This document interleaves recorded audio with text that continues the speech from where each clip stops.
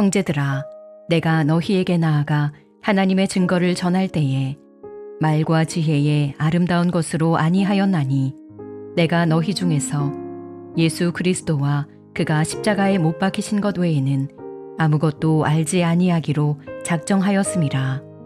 고린도는 수사학과 철학을 굉장히 중요하게 여기던 도시였습니다. 이 말은 말을 잘하는 사람들이 많았다는 거죠. 그래서 고린도에 있는 사람들에게는 웬만큼 말을 잘한다고 사람들을 설득하는 게 쉬운 일은 아니었습니다.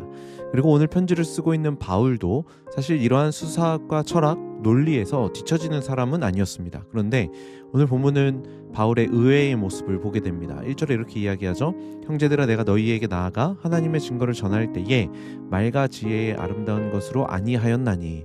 고린도 교회 성도들에게 하나님의 증거를 전하는데 말과 지혜로 하지 않는다라고 이야기합니다. 사실 다른 지역이라면 그래도 되는데 사실 이건 고린도 지역과 전혀 어울리지 않는 전도의 방식입니다. 그런데 바울이 너무나 분명하고 명확하게 이야기하는 거죠. 내가 너희 중에서 예수 그리스도와 그의 십자가에 못 박히신 것 외에는 아무것도 알지 아니하기로 작정하였습니다. 예수님과 십자가만 알면 충분하다라는 겁니다. 우리의 인생도 마찬가지입니다. 우리의 인생에 있어서 중요한 건 세상이 말하는 가치관들이 아니라 예수님이어야 합니다. 예수님만으로 충분합니다. 말뿐이 아니라 정말로 예수님이면 충분합니다. 바울이 고백한 것처럼 예수 그리스도와 그가 십자가에 못 박히신 것 외에는 아무것도 알지 아니하기로 작정했다라는 이 고백이 우리의 고백이 되길 소원합니다.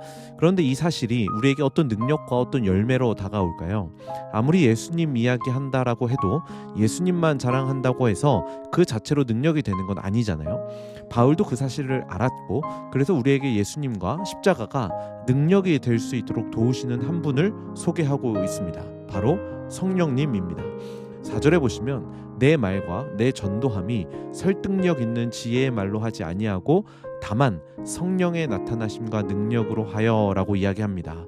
성령의 능력으로 예수를 전한다라고 하죠. 그리고 그것을 통해 하나님의 능력이 나타나게 한다라고 합니다. 그러니까 정리해보자면 예수님을 전할 때 그것이 성령님의 도우심으로 수많은 사람들에게 전해지고 그 사람들이 믿고 돌아오는 역사가 일어난다라는 겁니다.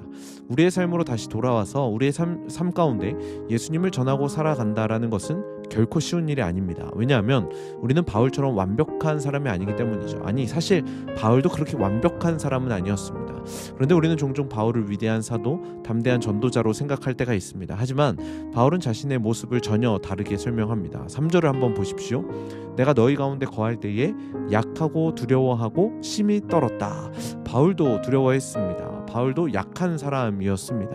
우리는 믿음이 좋은 사람은 두려움이 없는 사람이라고 생각할 때가 있습니다. 그런데 성경은 그렇게 이야기하지 않습니다. 믿음의 사람도 두려울 수 있습니다. 믿음의 사람도 떨 수 있습니다.